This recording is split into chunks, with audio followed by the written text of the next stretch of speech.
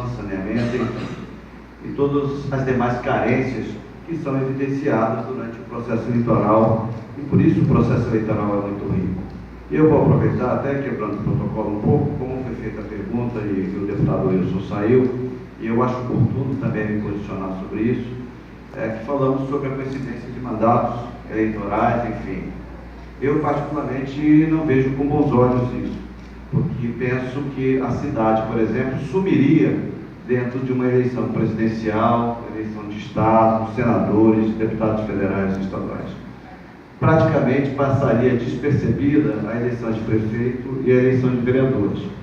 E eu penso que o fato de não coincidirem as eleições municipais com as eleições gerais gera um momento oportuno para que nós discutamos a cidade, o que não aconteceria dentro da coincidência das eleições, porque todos discutiriam os chamados cargos do Estado, da União, que são presidentes, senadores, governadores, deputados federais e estaduais.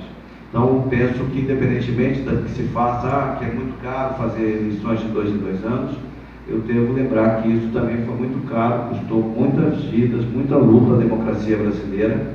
E, para as cidades, é um momento fundamental, né? Vejam que estamos numa capital, mas se você pensar nas cidades do interior, por exemplo, é um dos poucos momentos em que os moradores param para discutir os destinos da cidade, dos locais onde moram, dos bairros, enfim. Por isso eu gostaria de registrar isso, porque às vezes a gente confunde essas questões, pois leva para a questão da economia e esquece daquilo que efetivamente seja oportuno. Porque se estivéssemos numa eleição coincidente, provavelmente não estaríamos aqui os candidatos a prefeito do CRM discutindo saúde no município, não é? Estaríamos aqui os candidatos a governadores, estaríamos assistindo os programas eleitorais dos candidatos a presidente e assim por diante. Tá?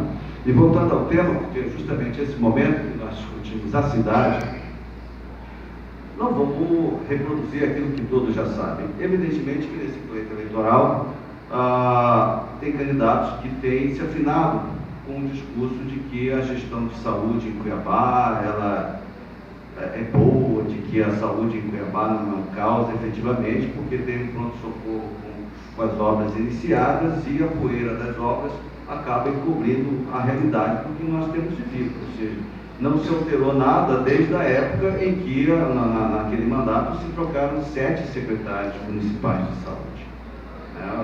Embora o meu amigo tenha saído, mas é verdade, quando ele era prefeito, tivemos 7 secretários municipais de saúde.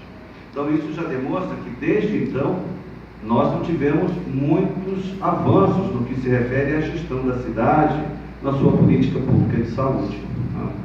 E isso se evidencia justamente no momento em que policlínicas são fechadas, nós já tivemos 2 policlínicas fechadas na capital, ou seja, quando nós falamos em ampliar o atendimento, a percepção de que deve se voltar para a saúde, a atenção à saúde primária, nós estamos tendo policlínicas fechadas, os PSFs praticamente sem estruturação ou quase não funcionando do ponto de vista de gestão, ou seja, nós propomos uma inversão dessa realidade, uma inversão de prioridades.